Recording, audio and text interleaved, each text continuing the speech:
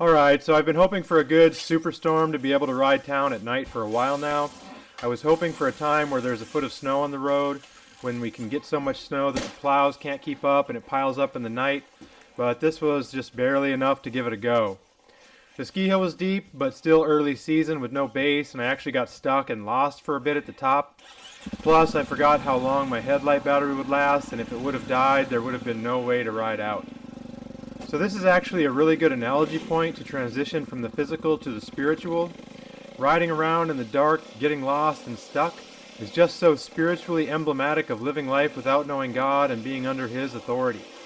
You must be born again by repenting of your sins and putting your faith and trust in Yeshua the Messiah in order to see the only light that can set you free from being lost, stuck, and trapped in spiritual darkness. So, by all means, repent and save yourself from a lost, blind, and stuck generation that's riding headlong toward the final judgment with every second.